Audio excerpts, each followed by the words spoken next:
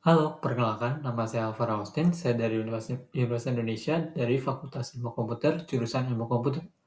Pada kesempatan kali ini, saya akan menjelaskan mengenai studi independen, yaitu bangkit yang saya jalankan pada MBKM Batch 6 ini. Sebelum itu, apa sih itu Bangkit? Bangkit Akademi adalah program pelatihan gratis yang dirancang untuk mempersiapkan mahasiswa Indonesia menjadi talenta teknologi yang unggul. Didukung oleh Google, GoTo, Tokopedia, dan Traveloka, Bangkit Akademi menawarkan program pelatihan intensif dalam bidang-bidang yang diminati industri.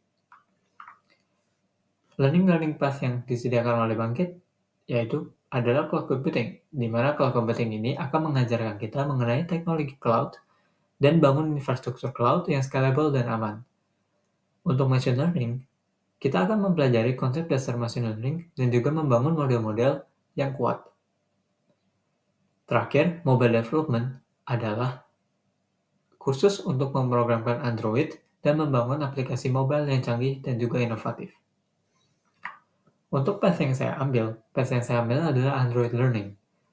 Android Learning memberi sarana untuk menambah pengetahuan dan kemampuan yang dibutuhkan untuk membangun aplikasi Android yang inovatif dan canggih. Pada Android course ini, terdapat beberapa modul yang saya jalankan. Modul pertama, memulai pemrograman dengan Kotlin. Memulai pemrograman dengan Kotlin adalah course pertama yang kita kerjakan yang diambil pada Learning Path Mobile Development ini. Di dalam course ini, peserta diajarkan mengenai Kotlin dari dasar hingga penggunaan yang cukup jauh. Berikut adalah silabus-silabus dari materi Kotlin ini. Pertama, terdapat persiapan membangun dan menjalankan program Kotlin. Kedua, ada Kotlin Fundamental, di mana kita akan mempelajari mengenai fundamental seperti data types dan lain-lain.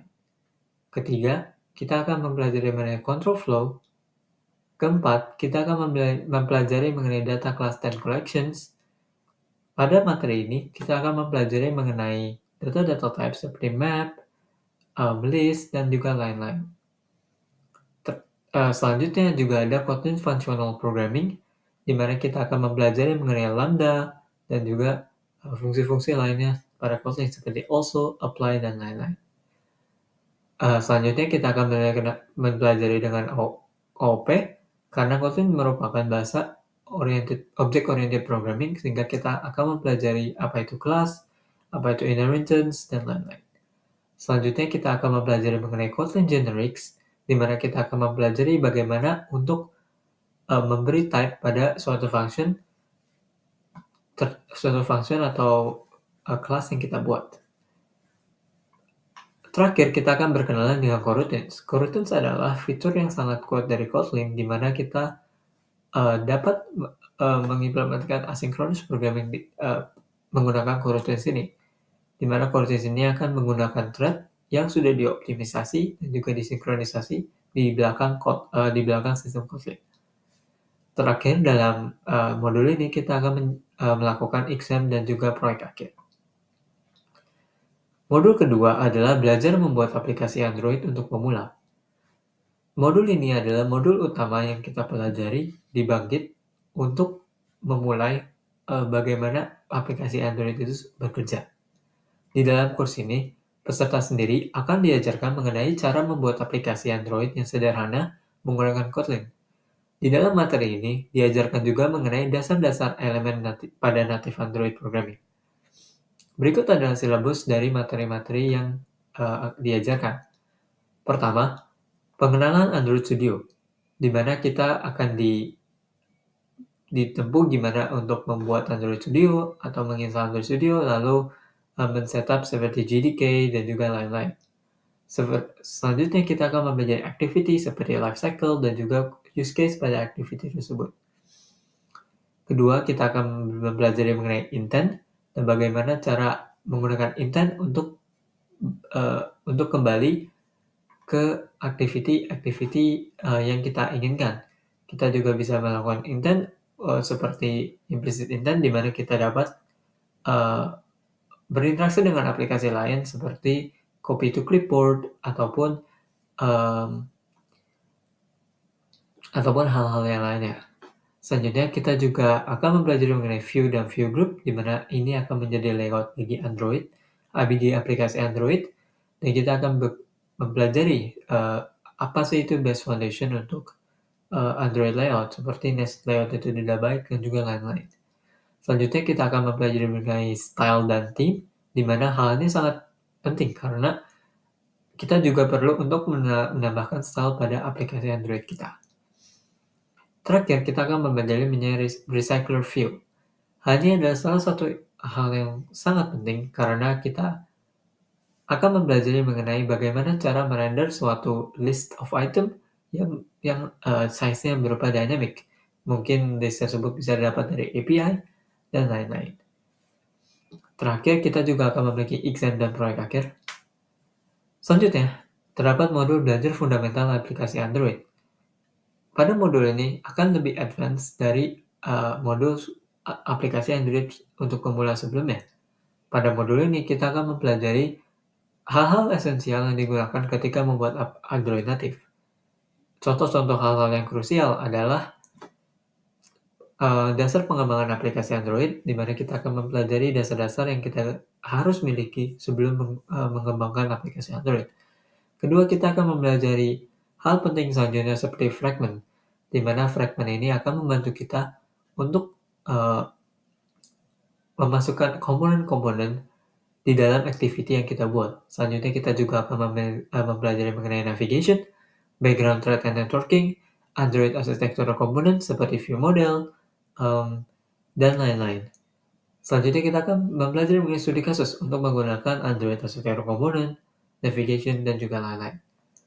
Nah, untuk submisi 1 kita akan diberikan untuk mengimplementasikan navigation dan juga API. Selanjutnya, setelah submisi 1 selesai, kita diminta untuk mempelajari testing dan juga local data persistent seperti shared preferences, data store, dan lain-lain. Selanjutnya terakhir kita akan mempelajari background task dan scheduler. Tidak hanya itu, kita juga akan memiliki exam dan juga proyek akhir pada aplikasi ini. Selanjutnya kita juga akan belajar mengenai pemrograman solid, di mana kita akan mempelajari object oriented programming dan juga solid principle. Selanjutnya kita akan belajar mengenai dasar AI, di mana kita akan mempelajari dasar-dasar AI seperti supervised learning, unsupervised learning, dan juga hal lain-lain. Selanjutnya kita akan mempelajari penerapan machine learning untuk Android, di mana pada modul ini kita akan mempelajari mengenai macam-macam API machine learning yang kita dapat gunakan. Misalnya seperti model BERT ataupun model Vision AI yang disediakan. Terakhir kita akan mempelajari mengenai pengembangan aplikasi Android Intermediate, di mana course ini adalah course lanjutan dari course Fundamental Android. Di dalam course ini kita akan mempelajari mengenai advanced aspects Android seperti localization, location, advanced UI, service, media, geolocation, advanced testing, advanced database, dan juga Firebase. Semua hal itu sangatlah penting karena seperti geolocation kita bisa menggunakan location API seperti mencari lokasi dari pengguna aplikasi kita. Selanjutnya saya akan membahas mengenai capstone project yang saya dan juga tim saya sudah lakukan. Untuk capstone project saya memiliki topik untuk instant review analysis dan juga summarization untuk Tokopedia. Jadi kita akan membuat sebuah review analysis dan juga mensumarisasi ulasan dari Tokopedia. Nah, begitu adalah berikut background-nya karena terdapat kesulitannya bagi kita untuk menentukan atau mengotomisasi apa sih yang di-infer dari ulasan-ulasan yang didapat. Selanjutnya kita juga memiliki alasan seperti bagaimana untuk membantu user-user yang ingin membeli barang dari Tokopedia untuk membuat keputusan yang baik. Selanjutnya kita juga memiliki beberapa reason seperti 85% orang Melakukan spending time sebesar 5 sampai dengan 15 menit untuk membaca produk review. Selanjutnya 80% orang takut dalam memutuskan untuk membeli sesuatu. 48% orang memiliki kesulitan untuk mendapatkan aspek-aspek yang penting dalam sebuah review. 27% orang memiliki kesan yang tidak enak bagi produk itu. 84% orang tidak akan merasa terbantu dengan aplikasi kami. Nah, ini bisa dilihat dengan aplikasi seperti Ulascan versus Review Hero AI, di mana ini adalah kompetitor kami, namun bukan merupakan proyek bangkit Capstone, dan kalian dapat melihat perbedaan dari aplikasinya. Selanjutnya terdapat improvement yang kita lakukan, seperti mobile development. Bagi yang frontend-nya kita menggunakan Jetpack Compose, yang sebelumnya pada bangkit kita diajarkan menggunakan layout, namun untuk sekarang kita diajarkan untuk menggunakan Jetpack Compose, atau mengajarkan diri kita sendiri untuk menggunakan Jetpack Compose. Selanjutnya kita juga akan melakukan API integration menggunakan retrofit. Berikut ada desain yang kami buat. Dapat dilihat bahwa ada sisi chat dan juga sisi detail. Tidak hanya itu, kita juga memiliki fitur history, fitur login, dan juga register. Untuk Jetpack Compose sendiri, alasan kita menggunakannya karena Jetpack Compose sangat mudah digunakan, akan membantu proses development, juga akan membantu fleksibilitas dan kustomisasi layout, dan juga kita ingin belajar untuk menggunakan fitur ini. Kita juga akan memiliki machine model yang menggunakan BERT sebagai model untuk mendapatkan Wikipedia-based data. Selanjutnya kita akan melakukan fine-tuning menggunakan Amazon Polarity Dataset yang sudah ditranslate menggunakan bahasa Indonesia, dan kita akan menggunakan neural network seperti Adam Optimizer, dan juga dapat dilihat bahwa validasi kita bisa mencapai 0,8396 atau 84%.